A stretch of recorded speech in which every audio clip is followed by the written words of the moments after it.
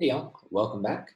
In this video and the next one, we're going to be chatting about averages. This first video, going to look at the kind of conventional notion of an average mean, something that most of you are probably fairly familiar with overall, but you might not be familiar with the different ways in which you might be asked about an average. So we're going to chat about that. And then in the following video, we're going to talk about weighted averages and average rates, two kind of special kinds of averages. So as you are watching this, make sure you are filling out the accompanying form.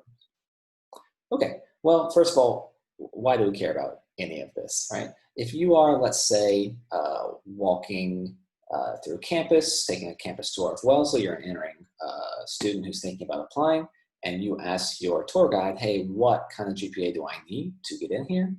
You don't want them to rattle off all of the GPAs of all of these students who entered in the previous year, right? You just like one number which kind of summarizes what the GPA you need is, right? And so that's the idea of an average, right? Rather than getting a whole data set, we like the idea of just having one number which is somehow representative of that data, right? So for instance, average GPA of students coming to Wellesley, average apartment rent in New York, average salary for sociology PhD graduates, right? So instead of getting a whole big list, it'd be nice to have one kind of central number, right? And in statistics, we call this kind of number a measure of central tendency, some kind of measure of averageness. And you are almost certainly familiar with the big three kinds of central tendency. That's going to be mode, median, and mean. Now, in this video and the next one, we're going to be concentrating on the mean. So whenever I say average, I mean mean in this video and the next. But towards the end of this class, we will have a brief module on statistics when we will circle back to all three of these. Okay? But for now, everything will be with mean. So let's dive into an example to start with. Let's say that you work for a budget committee at Wellesley. You're trying to figure out how much students at different dorms spent at events last year on average, right? Imagine that each dorm has kind of a budget, and you're trying to figure out, okay, how much did the average event cost last year? Let's say that we're just looking at a small handful of the dorms, right?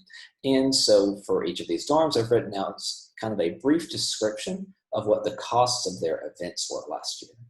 Before we go through how to calculate these, I'd like for y'all to, on the form, go through and report what the mean event costs at each of these dorms was, right? Some of these you may be able to do quite easily. Some might be more challenging. You might be able to do all four, but do as many as you can. And remember that I don't know is always an acceptable answer.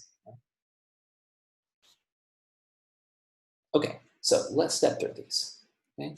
So remember that our formula in general is going to look like this, right? Whenever you are calculating one of these means, you're just going to take, in this case, the total cost of all events, right? And then divide by the total number of events. Total sum over the total number of things you are adding is going to be our general formula. Okay. So for Bates Hall, it's about as straightforward as we could have, right? We have 4 events with cost 200, 200, 300, 400. Just got to add them all up and divide by the number of events you had 4. Right? And that's going to give us $275 as the average cost of an event at Bates. Okay. For Munger, it's phrased a little bit differently, but it's actually kind of easier than the Bates calculation. Right? Remember, our formula is going to be total amount of money spent over a number of events. And they've actually been kind enough to add up the total event cost for you. They've actually found the numerator is 900 already. Then the 5 events go on bottom, right? So for Munger, the average cost of an event was 180. At Severance, it's a little bit wordier, right? So let's read through. 3 Foods of the World cooking events costing 300 each, 1 karaoke night costing 200, and 2 movie nights of 100 each.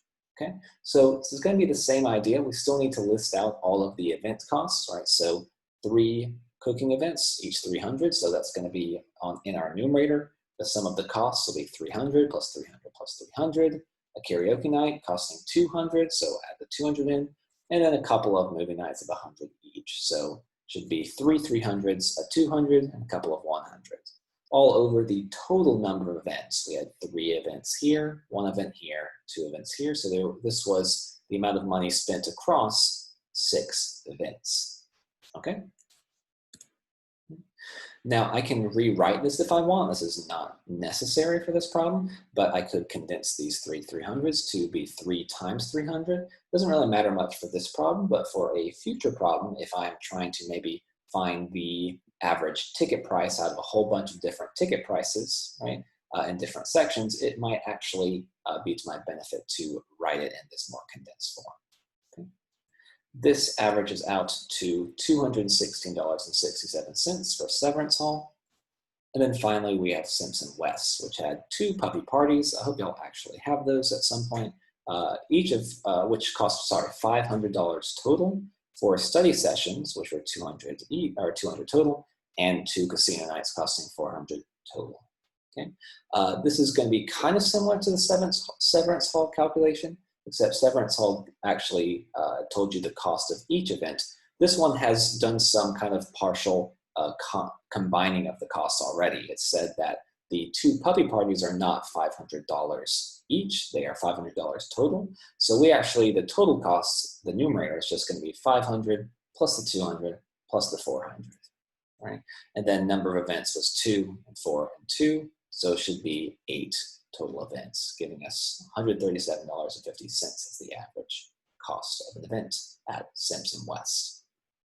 Okay, so one last question on this example, right? What would be the average cost of an event at just any one of these 4 dorms, right? If I were to take, say, a random event at one of these dorms, what's the average cost for such an event? Okay, take a second to answer on the form. All right, I want to start with the incorrect way to do this, okay? It's very tempting to say, oh, well, look, here's my 4 averages for each of the dorms. I'm trying to find the average cost of an event across the 4 dorms. Well, let me just add all 4 of these up and divide by 4. Right? The problem is this isn't exactly what we want, right? We want what's the average cost of an event, right? And the issue here is that different dorms have different numbers of events, right? We see Bates has 4, Munger has 5. It would be kind of weird to add these up as if they were, quote, equals, right? This 180 is going to, in a sense, have a bit more weight than the 275. We'll talk more about weighted averages later. But for now, just let it stand that you can't really add these 4 up, right? Because they're not equally important because they have different events, right?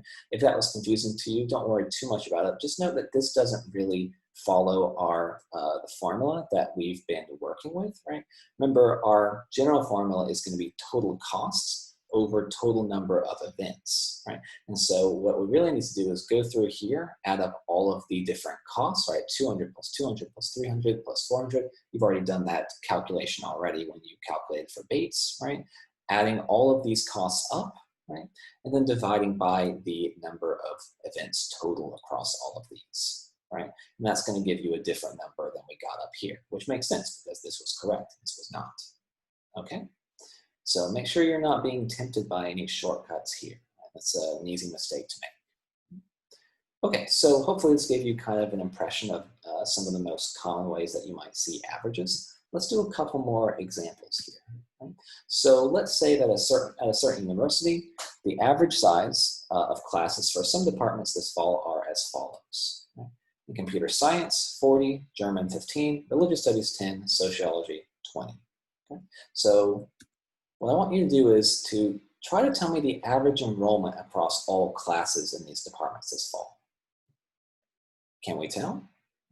Tell me on the form. If you can calculate it, go ahead and do so. If not, tell me why you can't. Okay, the answer is we cannot calculate this, right? In order to calculate the average size of the classes, right, across all of these departments, right? It's not going to work for us to just average these 4, right? For the same reason that it didn't work for us on the previous slide's calculation. We don't know how many computer science classes are offered, German, religious studies, sociology. We could probably guess that there's probably more computer science classes offered than German, right? And so it would be kind of weird to treat these as equal in terms of our calculations, right? So we actually need to know how many classes were offered in each of these, okay? So now that we've got this information, let's see if we can calculate the mean. But before we do, there's one kind of check yourself question I want to ask. A really good thing to get in the habit of when you are calculating anything for some kind of math problem is to kind of have an idea of what answer should I expect, or at least what answer would definitely be just out of the ballpark wrong, right? So when we are averaging, trying to find the mean average enrollment for a class, right? What must our average be between, right? It's got to be between, well, first of all, answer on the form. It's got to be between 10 and 40 here, right? We have the lowest class size is, or lowest average class size is 10, highest is 40, right? It would not make much sense for us to add up a bunch of numbers between 10 and 40 and then somehow get a number back that was like less than 10, right?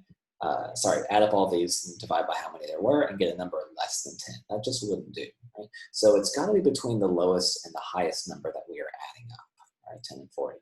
Right? Next question, which do you think it's closer to, 10 or 40? Answer on the form. Probably going to be closer to 10, right? Look how many religious study classes there are, right? 10 is the smallest average, is going to be the smallest of these numbers we're going to be adding, right? And so we would expect for the religious studies to kind of weigh down the average enrollments, right, in all of these classes, right? We'd expect our average to be a little bit closer to 10 because there's so many religious studies classes and not that many computer science classes here, only 8. So if we wanted to find the mean class size here, it's going to be the same trick as we've been applying, total enrollment, right, over total number of classes. To get the total enrollment, I see that there are 8 computer science classes, right, of average size 40. So I could go 40 plus 40 plus 40 plus 40 plus 40 all the way 8 times, or I can just shorthand that here to 8 times 40. Same thing here, 5 times 15, 25 classes of size 10, or average size 10, 10 classes of average size 20, add those all up on top, and then the total number of classes is just adding this column up. Okay, gets us 17.6 students per class. Notice that the mean here, right, can end up being a number that does not appear in our data set, right? So we got 17.6 there, right? Clearly no class has 17.6 students in our data set, and there are no classes with 17.6 students, right? They're in a lot of trouble if they have 17.6 students. The mean is meant to give us kind of an at-a-glance summary of a group of individuals or things. It doesn't actually matter if it's a feasible number that we couldn't actually get, right? It's supposed to be just kind of a theoretical kind of measure of averageness of this group, right? It doesn't have to be realizable. Okay, last thing, right, and then I'll let you go. Sometimes you're not actually going to be given the raw number of events or classes or items that you are averaging. Instead, you might be given what I'd call a percent breakdown. So here's an example. At a certain ice cream store, 55% of customers buy 1 scoop, 35% buy 2 scoops, 10% buy 3 scoops. How many scoops does a customer buy on average? Initially, this doesn't seem possible to answer because we don't know how many scoops were sold, right? And we don't know how many customers went to the store. But fortunately for us, we actually don't have to know those things. So since we're dealing with percents, right, we're not told how many customers there were, we can actually just kind of pick however many customers we want, right? Percents are meant to be applied to any number of say customers in this instance. So let's just pick a concrete number, right? Let's maybe pick, let's say 100 customers go to the store, right?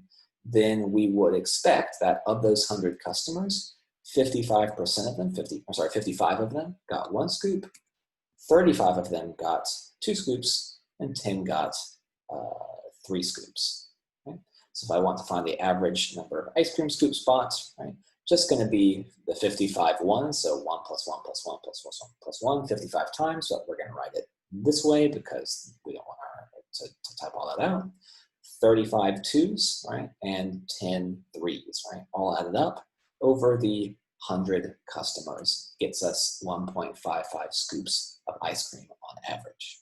Okay, so that's video 1 on averages. Make sure you have filled out the form and submitted it, and I will see you in the next video.